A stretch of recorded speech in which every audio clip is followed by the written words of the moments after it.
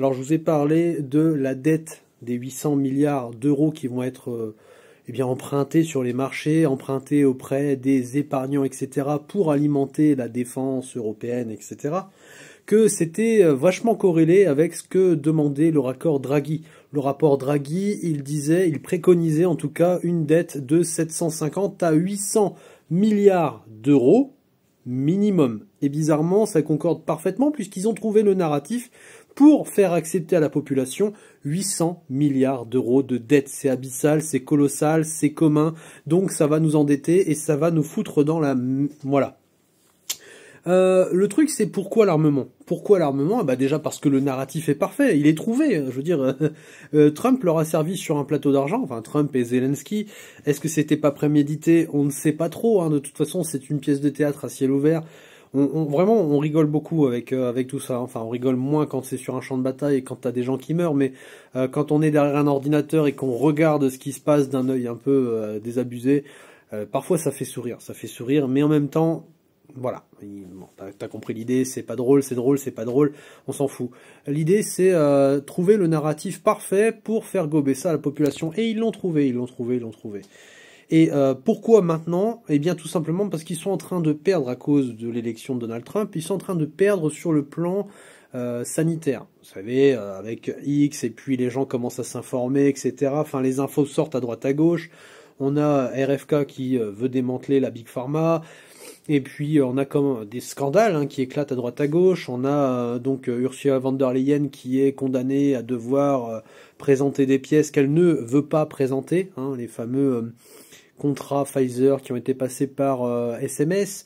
Donc il faut donner à la justice les noms, etc.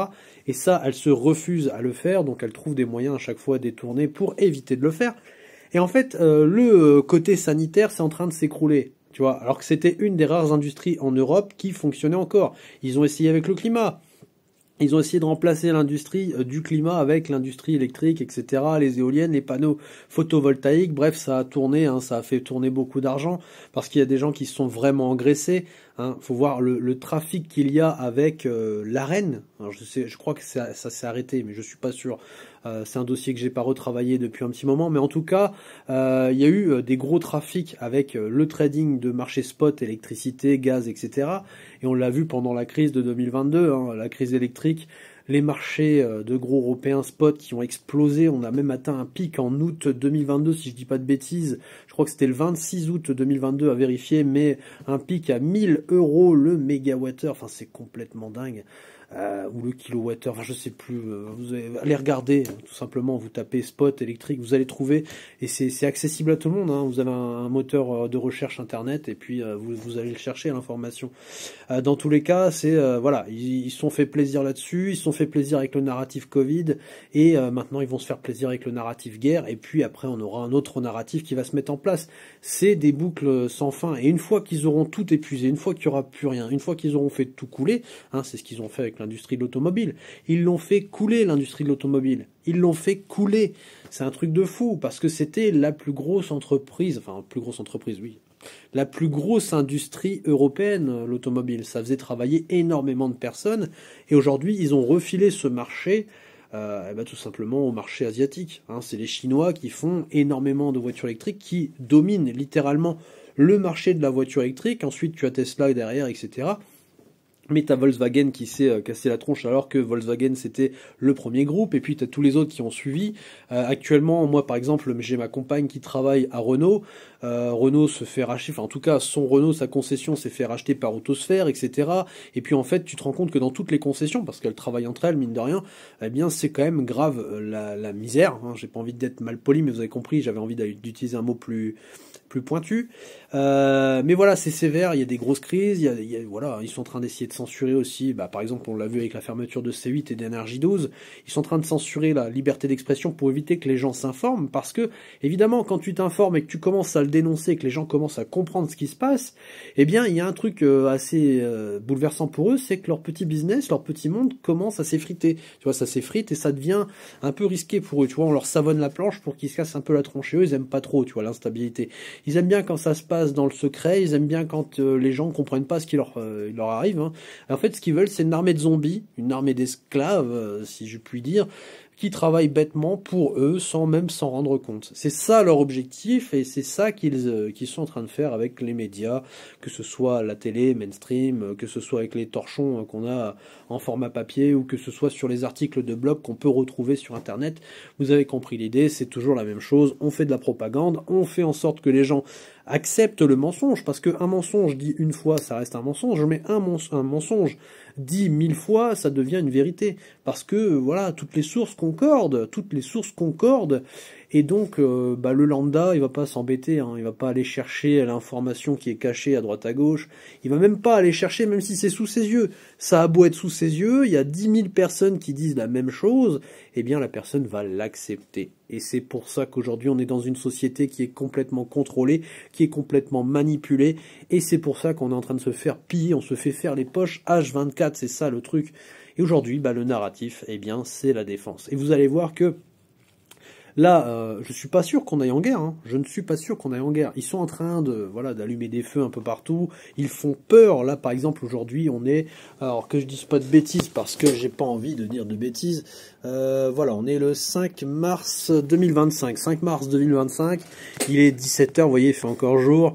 Et puis bientôt, dans la soirée, on va avoir Macron, notre cher président de la République, qui va faire une petite intervention. Il va nous parler, il va parler à ses concitoyens pour leur faire peur, pour leur faire accepter tout ce que, nos chers dirigeants européens ont envie de nous faire gober, c'est-à-dire nous imposer des nouvelles taxes, des nouvelles normes, des nouvelles lois, nous imposer une dette abyssale, parce que il y a des chances que ça passe. Puisqu'ils ont annoncé en grande pompe qu'ils allaient s'en occuper, qu'ils allaient acter ça, et puis qu'ils allaient lancer un plan de réarmement européen, alors que c'est un truc qui existe depuis toujours, on y reviendra plus tard. En fait, c'est juste une continuité. Hein. Tout ça, c'est de la pure com. On joue sur l'émotionnel, on joue sur la peur. Et donc, il va faire peur à nos chers concitoyens et il va leur vendre tout un tas de trucs. C'est un peu comme le conseiller banquier. Vous savez, c'est un Mozart de la finance. Hein. C'est le conseiller banquier le conseiller banquier, conseiller. Enfin bref, votre conseiller banquier qui vous appelle et qui essaie de vous vendre une armada de produits financiers. Est-ce que vous voulez pas une assurance vie? Est-ce que vous voulez pas une épargne retraite? Un livret LEP, un livret A, un livret mon cul sur la commode, etc. Et puis il te vend son slip et sa mère et sa grand-mère. Il te vend 2 fois ton chien alors que c'est le tien. Et en fait, à la fin, tu n'as pas compris ce qui se passe, mais tu as des centaines, des milliers d'euros qui partent dans les poches de ta banque, dans les poches des assureurs, etc. Et toi, tu n'as rien. Et c'est ce qu'il va faire ce soir Macron. Il va nous vendre sa petite histoire, il va nous vendre son petit narratif, il va nous vendre ses petits produits financiers, parce qu'évidemment, il faut faire fonctionner l'économie de guerre, hein. Donc il faut vendre ces petits produits financiers, parce que les petits épargnants qui sont patriotes et qui sont solidaires et qui ont peur de Monsieur Poutine vont vouloir placer des sous-sous dans les produits financiers européens pour pouvoir participer à cet effort, et en contrepartie on leur rendra peut-être 2 ou 3%, sauf que tout ce qui va se passer là, je vous le dis, on va se fâcher avec les États-Unis, on va se fâcher avec la Russie, on va se fâcher avec plein d'autres partenaires commerciaux, des partenaires qui sont stratégiques, parce que nous on n'a rien, hein, rappelez-vous, tous les gogoles là, rappelez-vous qu'en Europe on n'a rien, on n'a même plus de matière grise puisqu'on a flingué tous les cerveaux sont partis, ils ont quitté le pays, ils se sont enfuis, tous les gens intelligents qui avaient des compétences très recherchées, très rares, très pointues, se sont cassés, d'accord. Aujourd'hui, il reste quoi? Il reste que des métiers à faible valeur ajoutée. Il reste que ça. Alors, il y a quelques entreprises qui tiennent encore debout, mais ça reste, ça reste temporaire. Moi, je vous le dis, ça va collapser. Ça va collapser parce que tout est fait pour que ça collapse.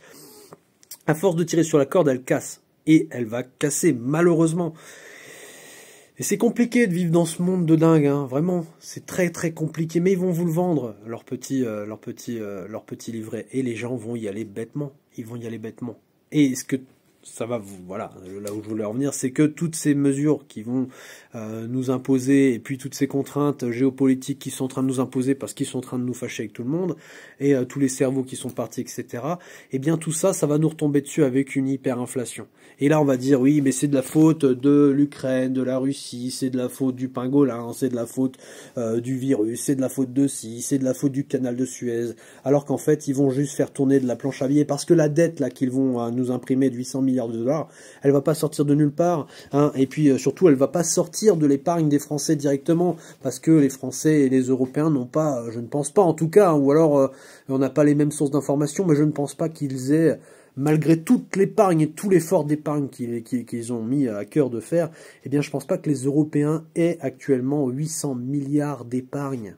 800 milliards d'euros, je sais pas si vous vous rendez compte, ça représente, c'est un truc de fou, ça fait beaucoup de zéros, hein, d'accord? Donc 800 milliards d'euros. Non, tout ça, ils vont devoir l'imprimer. Ça va faire tourner la planche à billets comme pendant le 2015. Hein. Alors, en 2010, je suis pas sûr qu'il y ait eu... alors, il y a eu des APC ou un truc comme ça. Alors, 2010, je suis pas sûr. Je crois qu'il y a eu juste des baisses des taux. Mais à partir de 2015, ils ont commencé à faire de l'impression monétaire avec de l'émission de... Enfin, ils ont fait des rachats de dettes, etc. Et puis, au final, ils ont recommencé avec Covid. Et puis là, ils vont recommencer avec Poutine. Et puis après, ça sera autre chose. Le problème, c'est que quand tu fais de l'impression de masse monétaire, tu as une grosse inflation. C'est ce qui s'est passé il y a quelques années maintenant. Hein. Et puis, juste après, on va venir te taper dessus avec une augmentation, une flambée des taux. Hein. Tu vas plus pouvoir emprunter. Alors tu vas pouvoir emprunter de la dette, ça t'inquiète pas, ils vont t'en vendre à crever. Tu vas pouvoir emprunter de la dette pour participer à l'effort de guerre, mais par contre, derrière ça, si tu veux t'acheter une maison, tu veux t'acheter une voiture, etc., tu vas raquer. Parce que les taux, ils vont faire ça, d'accord? Les taux, ils vont faire ça avec l'inflation. C'est cousu de fil blanc, ça va arriver, ça va recommencer comme en 2020, 21, 22, 23, 24. Tu l'as vu, tu l'as senti, ton pouvoir d'achat il a diminué, tu t'es tapé une inflation de zinzin. Une inflation de zinzin sur l'alimentaire, t'es monté à 20 ou 21% en lycée depuis 2021. Et j'ai pas regardé les chiffres l'INSEE depuis un moment. Hein. Mais ouais, ça fait que monter, ça fait que monter. Et derrière ça, tu vas te prendre des sanctions au niveau de la Banque centrale et puis potentiellement la Fed et encore, je sais même pas, les États-Unis. Je sais pas comment le monde entier va être impacté de tout ça, mais c'est sûr et certain, on va se prendre un retour de bâton qui va être très salé, très violent. Ça va faire mal. Et même si on va pas en guerre, le fait qu'on fasse 800 milliards de dettes supplémentaires, et c'est complètement fou. Et ça passe tranquille. Voilà, ça passe tranquille. Et de toute façon, quoi qu'on dise, quoi qu'on fasse, je veux dire, si tu vas manifester, si demain tu votes un parti qui est un parti pour sortir de cette galère, un peu comme l'ont fait les Américains avec Trump, eh bien déjà, il faudrait que le parti existe, ce qui n'est pas le cas actuellement, ou alors c'est des partis souverainistes qui sont très minoritaires, qui sont évidemment effacés du système, parce que le système ne veut pas qu'on les médiatise, ça c'est logique. Et dans ceux qui sont médiatisés, qui font partie du système, évidemment, il n'y en a aucun qui veut jouer le jeu de la sortie, qui veut sauver la situation, donc ça n'arrivera pas. Et donc, voilà, je sais pas quoi, je sais même pas, tu vois, le truc c'est que on dénonce, et on essaie de faire en sorte que les gens se réveillent, mais il faudrait vraiment un réveil massif. Il faudrait que tout le monde se réveille, et que tout le monde soit dans la rue. Parce que tout le monde est touché, hein, directement ou indirectement, que vous soyez de droite, de gauche, d'extrême droite, d'extrême gauche, de centre, mon cul sur la commode, etc. Le problème, c'est que tout le monde est touché pareil. Hein, et c'est ça que les gens ne comprennent pas, c'est ça la vraie douille, c'est ça la vraie entourloupe, c'est que tous les gens sont touchés exactement de la même manière. Donc, à moins qu'on ait 68 millions de Français qui soient dans la rue devant l'Élysée à submerger les forces de l'ordre et aller chercher Macron par la peau des fesses et puis bon, on lui fait pas de mal, hein, d'accord, on va juste le chercher par la peau des fesses et on lui dit c'est bon, c'est fini, tes conneries, on te destitue de ton pouvoir, le peuple a voté par la rue, hein, tu vois, on est dans la rue, on manifeste pacifiquement, évidemment j'appelle pas à la haine, parce que de toute façon, la seule chose qu'on se prendrait, c'est des tirs de flashball et des gros chars. Alors, je sais plus comment ils s'appellent, mais vous avez vu les gros chars qu'ils ont achetés il y a pas très longtemps, les trucs anti-émeutes, les gazeuses, tout ça. Bon, tu vas te les prendre dans la tronche, donc ça sert à rien. Mais tant qu'on n'aura pas 68 millions de Français dans la rue et autant de personnes dans les rues des autres pays de l'Union européenne, on n'en sortira pas et on va toucher le fond. Et quand on aura touché le fond, les amis, parce qu'ils auront tout détruit, et ça je vous le dis d'avance, ils vont le faire, ils vont tout détruire un par un. C'est-à-dire que là, pour l'instant, tant que ça marche, hein, tant qu'on peut faire de la planche à billets, et tant qu'on peut ramasser de la commission, tant qu'on peut ramasser de l'argent, tant qu'on peut faire des placements, tant qu'on peut faire du business sans que les gens s'en rendent compte, ou même s'il y a une minorité de gens qui s'en rendent compte, ils n'ont pas accès au pouvoir, ils ne peuvent rien faire. Lisez 1984, vous allez voir, c'est la botte du pouvoir qui écrase ta petite joue sur le béton, et la botte du pouvoir, elle fera tout pour pouvoir t'écraser jusqu'à ce que tu finisses par accepter le système ou que tu en crèves. Et donc, tant qu'on n'aura pas suffisamment de personnes dans la rue pour renverser ce pouvoir, eh bien ce pouvoir va continuer à nous piller jusqu'à ce qu'il ne reste rien. Et le jour où le pouvoir ne trouvera plus aucun moyen de faire de l'impression monétaire, où le pouvoir aura effectivement tout cramé, mais genre vraiment cramé la caisse, et qu'il sera sur un point de rupture 100% voilà, vegan, tout ce que tu veux, hein, ouais, ils ont flingué tout, il te reste que les pissenlits à manger et puis la pelouse dans le jardin, eh bien là pour le coup, ils déclencheront une véritable guerre, ils feront table rase, ils appuieront sur le bouton reset, donc tu auras tes infrastructures qui seront rasées, tu auras ta population qui sera décimée, et puis une fois que ce sera terminé, eh bien on efface les dettes, et puis on relance une économie qui est une économie de reconstruction, et on repart sur des 30 glorieuses, et on repart sur une reconstruction de l'ensemble de la planète, parce qu'à mon avis ce sera un carnage planétaire, et on repartira sur une base saine les amis, avec une écologie qui sera saine, puisqu'il n'y aura plus personne pour faire du CO2, etc. Bref, vous avez compris l'idée, tout ça c'est que de la manipulation, tout ça c'est que du business. Et le business, c'est la peur, c'est l'émotionnel. Et c'est pareil sur absolument tout, je veux dire c'est la base du business, hein. La peur fait vendre, la peur fait vendre. C'est pareil pour les actions, enfin le marché, les marchés financiers, etc. La peur fait vendre, tout fait vendre, mais surtout la peur et l'émotionnel. Et ça, ils l'ont compris, et ça, ils le maîtrisent à la perfection, parce que ça fait peut-être des décennies qu'ils maîtrisent ça sur le bout des doigts. Et aujourd'hui, ils ont les outils et ils ont les moyens, puisqu'ils ont le pouvoir avec eux. Je veux dire, ils contrôlent tout de A à Z, ils contrôlent tout. Le seul truc qu'ils n'arrivent pas encore à contrôler, c'est la liberté d'expression. Et c'est pour ça qu'ils s'acharnent sur des chaînes comme C8, comme Energy 12. C'est pour ça qu'ils s'acharnent à créer des lois comme le Digital Service Act. Hein. Je veux dire, ça, c'est quelque chose de dingue aussi, parce que le Digital Service Act, ça permet d'armer, en fait, les institutions avec un moyen juridique de te faire clouer le bec. C'est-à-dire que là, si on n'avait pas eu Musk qui avait eu du poids sur la Commission européenne avec ses usines Tesla et puis potentiellement d'autres choses, par exemple SpaceX, son programme spatial, et puis toutes les... Enfin voilà, je veux dire, si c'était que ça encore, mais bon, avec tout son réseau, etc., le mec a du pouvoir et il a fait sauter Thierry Breton. Mais ce n'est que partie remise, parce que je peux vous assurer que les réseaux sociaux vont encore se faire attaquer dans tous les sens. Et si c'est pas là aujourd'hui, si c'est pas là demain, si c'est pas dans 3 ans, ce sera dans 4 ans, dans 5 ans, quand l'administration Trump aura sauté, que quelqu'un d'autre sera au pouvoir, quelqu'un de moins axé sur la liberté, sur l'honnêteté, sur la nation, sur le business, mais quelqu'un qui sera plus orienté sur la corruption, sur la censure, etc. Eh bien, croyez-moi les amis, on y retournera. Et là, si on n'est pas prêt, eh bien, on n'aura plus qu'à fermer nos bouches et à manger bien, la pelouse et les pissenlits, parce que c'est la seule chose qui nous restera à bouffer. Voilà, c'est tout. Je vais m'arrêter là, vous avez compris. L'avenir fait peur. En tout cas, moi, il me fait peur. Voilà, je travaille sur des vidéos, là. Je travaille, là, de toute façon, je travaille. Je suis très censuré, d'accord. Mais ça fait des années que je travaille parce que je me dis qu'un jour, potentiellement, ça pourrait se servir. Il faut réveiller un maximum de personnes, parce que le jour où on n'aura plus les moyens de s'exprimer, eh bien, le peu de personnes qui seront réveillées, ça fera partie de la résistance. Voilà, c'est tout. C'est un drôle de mot, hein, parce que résistance, c'est vraiment... Ça ramène à la guerre. Hein. C'est les résistants, quand tu es sous occupation, tu résistes au pouvoir qui veut t'opprimer.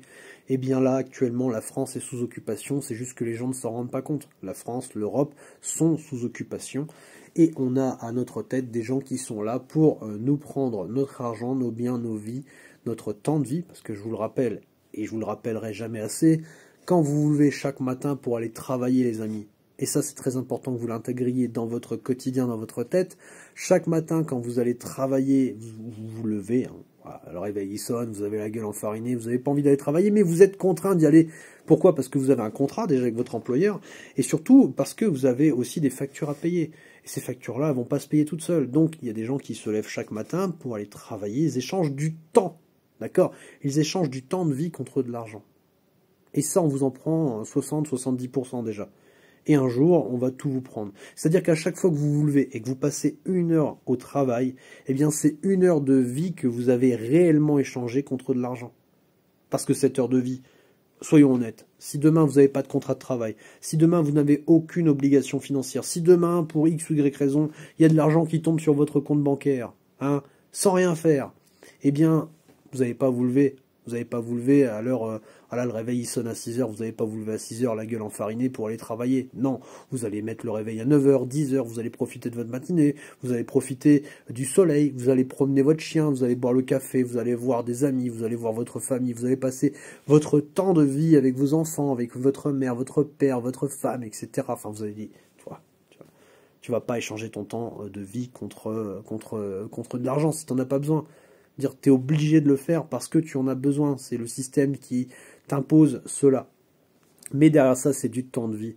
Et quand ils vous spoilent, quand ils vous mettent une dette abyssale de 800 milliards d'euros que vous allez payer directement et indirectement, eh bien ça, mes amis, c'est directement pris sur votre vie. Imaginez un gros sablier plein de sable. Et en fait, chaque grain de sable, c'est des minutes, c'est des secondes. Enfin, c'est votre temps de vie. Eh bien, à chaque fois que ce grain de sable coule, eh ben, vous imaginez qu'en fait le sablier, il est scindé en deux. C'est-à-dire qu'au lieu de faire le sablier traditionnel avec le réservoir de sable et puis eh bien, le réservoir en dessous qui réceptionne le sable, eh bien, vous le scindez en deux. Vous avez un côté, c'est votre temps personnel, votre temps de vie réel qui vous appartient à vous, vous en faites ce que vous voulez. Et de l'autre côté, vous avez votre temps de travail et puis tout l'argent qui en découle, qui lui va revenir à l'État et puis à toutes ces institutions et puis à toutes les factures, etc. Et en fait, si vous arrivez à imaginer ça, eh bien vous allez vous rendre compte qu'à minima, vous avez moitié-moitié. C'est-à-dire qu'à minima, vous avez la moitié de votre temps qui est pour vous et l'autre moitié du temps que vous avez gaspillé pour d'autres personnes. Vous l'avez donné littéralement à d'autres personnes. Ce temps de vie ne vous appartient pas, vous l'avez gâché. Et c'est à minima, hein. Parce qu'honnêtement, je pense que si on faisait ça, s'il y avait vraiment un matériel, enfin un sablier qui était matérialisé pour matérialiser votre temps de vie et cet échange, eh bien je suis certain que le sablier qui appartient aux autres, voilà, serait beaucoup plus grand que le sablier qui vous appartient à vous. Bon, c'est une drôle de métaphore, mais c'est vraiment pour que vous compreniez que ce temps de vie, il est important, que cet argent, bah, c'est pas que de l'argent, parce que c'est vrai qu'on dit souvent, oui, mais l'argent ne fait pas le bonheur, bon, l'argent c'est que de l'argent ça s'en va, ça vient, etc. C'est vrai, c'est un outil, et l'argent n'est qu'un outil. Et plus vous en avez, plus vous avez de liberté, plus vous avez de pouvoir, plus vous pouvez faire ce que vous voulez. Mais bon, avant d'en avoir autant que vous voulez et faire ce que vous voulez, eh bien, il faut quand même échanger son temps contre de l'argent. Et malheureusement, dans le système dans lequel nous vivons actuellement, ça devient de plus en plus difficile d'avoir de plus en plus de temps, d'argent, sans avoir besoin d'échanger ce temps contre de l'argent. Voilà, parce que le système est verrouillé. Et ça va s'empirer. Voilà, c'est pour ça que je fais ce genre de vidéos. Avant, je faisais voilà, Académie des millionnaires. Je faisais des vidéos sur la liberté financière, sur l'argent, sur comment s'enrichir avec des actions, des obligations, enfin des obligations, des ETF et de la crypto-monnaie. Voilà. Aujourd'hui, j'ai arrêté. J'ai arrêté pourquoi? Bah déjà d'une part parce qu'à partir du moment où j'ai commencé à parler de dette, de situation financière, de situation géopolitique, déjà j'ai été censuré. Hein, la sanction elle est tombée, ça a fait un coup près. Ma chaîne elle est passée de, je sais pas moi, 300 000 impressions sur le mois à même pas 1000, 2000. Voilà, j'ai des pics sur une journée, c'est 10, 15, 20 impressions. Donc c'est pour vous dire la sanction, la censure est énorme, d'accord les amis? Elle est énorme. Et donc du coup j'ai arrêté et j'essaie d'informer à ma petite échelle les gens qui tomberaient sur ce genre de vidéos et j'essaie de leur faire comprendre qu'en fait là on est en train de leur spolier jusqu'à leur temps de vie. Et à la fin, quand il n'y aura plus de temps de vie à vous prendre, c'est ça le truc, c'est que dès qu'il n'y aura plus de temps de vie à vous prendre, eh bien on vous enverra sur un champ de bataille et ce sera le prix du sang. Et c'est ça le véritable problème, c'est que les gens ne le comprennent pas. Ils ne le comprennent pas. Voilà, on va s'arrêter là parce que ça fait quand même un certain temps que je tourne cette voilà 24 minutes. Je voulais faire une petite vidéo de quoi 5 minutes et puis je me retrouve à vous parler pendant 24-25 minutes. Ouais, je suis fatigué, ça se voit. Tout ça, ça me fatigue clairement. Je préférerais faire autre chose de mes journées. Je préférerais être sur, je sais pas, même les marchés financiers. Voilà, ça me botte même plus pour une seule et bonne raison, c'est que tu vas faire des gains. Tu vas faire des gains sur les marchés financiers, on va venir te les péter à un moment donné. Ils ont essayé de le passer, ils voulaient passer la flat tax à 34. Et puis demain, ça sera à 35, et puis 36. Puis après, il n'y aura plus de flat tax, tu seras payé à 60%. Après, on va venir te prélever, hein, on va te saisir tes biens, on va te... Tu vois, c'est la loi programmation, par exemple. Si demain, il déclenche un conflit. Là, par exemple, ce soir, là, on est à 20h. À 20h, putain, ça me fait flipper la gueule que j'ai. J'ai vraiment... Je me reconnais plus, hein, je vous jure. Il y a 10 ans en arrière, j'avais une tête fraîche. Maintenant, j'ai une tête de fatigué. Et pourtant, j'en passais des heures à jouer à la console. J'en passais des journées à geeker comme un malade. Et ben, j'ai jamais été aussi fatigué que quand je ne joue pas. C'est un truc de fou. Mais voilà, la loi programmation, là, si par exemple ce soir il dit, bon, allez, nous sommes en guerre, je réquisitionne, nanani, nanana. Eh ben, vous avez passé 10 ans à faire de l'investissement. Vous avez réussi à faire des plus-values, etc. Eh ben, les mecs, ils vont tout vous prendre. Voilà. Pourquoi je fais plus de... Voilà, pourquoi l'Académie des millionnaires n'existe plus? Bah, c'est tout simple, c'est qu'en fait, le système fait en sorte de te verrouiller en bas de l'échelle, et c'est un système spoilateur. Donc réveillez-vous les amis. Dans tous les sens, dans tous les cas, ils vont vous spoiler, que ce soit votre argent, vos biens, votre énergie, votre temps de vie, et puis jusqu'à votre vie en vous envoyant sur un champ de bataille. Voilà les amis, longue vidéo, je vais m'arrêter là parce que je sais très bien qu'à partir d'un certain temps, on va avoir un problème, les gens ne vont plus vouloir regarder mes vidéos. Donc bravo à tous ceux qui sont courageux, qui ont regardé jusqu'au bout, si tant est qu'il y ait des gens qui regardent, merci l'algorithme. Et puis bah si c'est le cas, un petit partage, un petit like, surtout un commentaire, eh bien ça m'aiderait à propager ce genre de messages, parce que mine de rien, ça concerne tout le monde. Et c'est important de s'en rendre compte, parce que vraiment, un jour, ce sera trop tard. Il est peut-être pas trop tard, je perds espoir moi aussi, hein, mais bon, je continue quand même, mais il est peut-être pas trop tard, donc à voir, on verra dans le temps, partagez, voilà, partagez. C'est important de faire circuler les informations, et surtout, informez-vous, réinformez-vous. Ne vous laissez pas avoir par la propagande. Jamais. La peur, quand on agite le drapeau de la peur, posez-vous la question, pourquoi on essaie de me faire peur? Pourquoi? Vous allez voir que derrière, il y a souvent du business, il y a souvent des raisons qui sont juste du business financier. Voilà. Il y a des gens qui, voilà, posez-vous la question pourquoi, et surtout, qui a intérêt de me faire peur? Qui a intérêt à ce que j'ai peur? Qui a intérêt à me prendre mon argent? Qui a intérêt à me demander des sacrifices? Voilà. Posez-vous ce genre de questions. Et déjà, vous allez pouvoir remonter un peu la filière, vous allez pouvoir remonter l'information, puis vous allez pouvoir comprendre qui vous manipule et pourquoi on vous manipule. C'est déjà pas mal. Et après, vous allez voir que vous allez voir la vie différemment. Alors par contre, je vous préviens tout de suite, hein, si vous êtes encore en mode zombie, et que vous prenez vraiment cette vidéo au pied de la lettre, et que vous commencez à vous informer, à vous poser les bonnes questions, bah, si vous êtes heureux dans votre vie actuellement, ne le faites pas. Hein. Ne le faites pas, parce que quand vous allez commencer à comprendre ce qui se passe réellement, quand vous allez vous réveiller les amis, quand vous allez voir le monde tel qu'il est, hein, je fais souvent la métaphore de la pilule bleue et la pilule rouge. Vous avez vu Matrix? Prenez la pilule bleue, vous êtes endormi, vous êtes un zombie. La pilule bleue, c'est la propagande, d'accord? Et puis vous prenez la pilule rouge et vous sortez de la matrice et vous voyez le monde tel qu'il est réellement. Et en fait, quand tu sors de la matrice, vous avez vu Neo, hein, quand il sort de la matrice dans le film, il est choqué. Et même les gens qui font partie de son équipage, il y en a même un dans l'équipage qui veut tout faire pour retourner dans la matrice et oublier la réalité, tellement la réalité elle est crade. Eh bien croyez-moi, si vous êtes encore un zombie lobotomisé qui bouffe de la pilule bleue H24 matin, midi et soir, eh bien ne le faites pas, parce que vous allez être, vous allez pas, voilà, le monde est sale. Clairement, le monde est sale. Voilà. Mais bon, c'est quand même bien de s'en rendre compte, parce que donner son temps de vie pour les autres sans comprendre pourquoi, et aller donner sa vie pour les autres sans comprendre pourquoi, bah, je trouve pas ça super réjouissant non plus. Donc à vous de voir. Prenez une petite pilule orange à la limite. La pilule orange, c'est entre les deux. Vous êtes à moitié zombie, à moitié éveillé.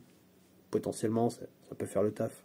Bon allez, sur ces belles paroles, je vous dis merci. Un petit like, un petit commentaire, un petit partage, et puis à bientôt pour d'autres vidéos.